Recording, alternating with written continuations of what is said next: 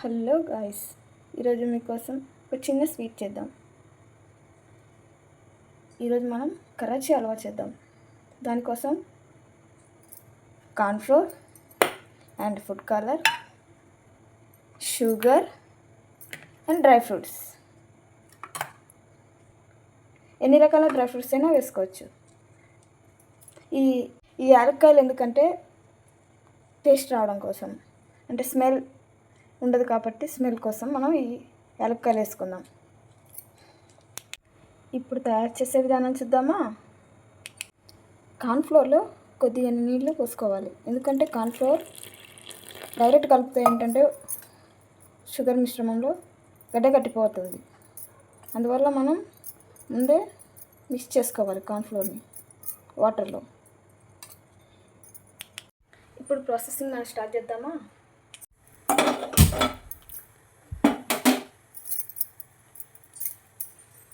First మనం దీంట్లో sugar add చేసుకోవాలి.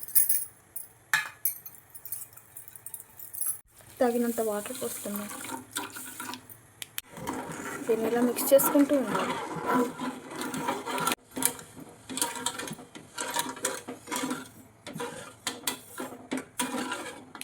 ఇలా షుగర్ అంతా కరిగాక మనం కట్ చేసి పెట్టుకున్న డ్రై ఫ్రూట్స్ వేసుకోవాలి. దీంట్లో ఫ్లేవర్ కోసం ఇలాచీ ఇలా కొంచెం మరగనివ్వాలి దీన్ని. ఇప్పుడు దీంట్లో కొంచెం ఫుడ్ కలర్ యాడ్ చేద్దాం.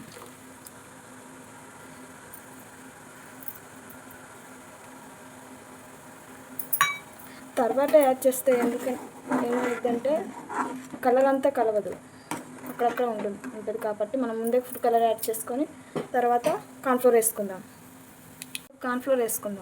కార్న్ఫ్లోర్ వేసుకునే ముందు ఒకసారి మిక్స్ చేసుకోవాలి, లేకపోతే అడుగున అలాగే ఉండిపోతుంది. దీన్ని బాగా మిక్స్ చేసుకోవాలి. ఇలా గట్టిగా అయిపోతూ ఉంటుంది. దీన్ని ఇంకా మిక్స్ చేసుకుంటూనే ఉండాలి. దీంట్లో కొంచెం నెయ్యి యాడ్ చేసుకుంటూ మిక్స్ చేసుకోవాలి.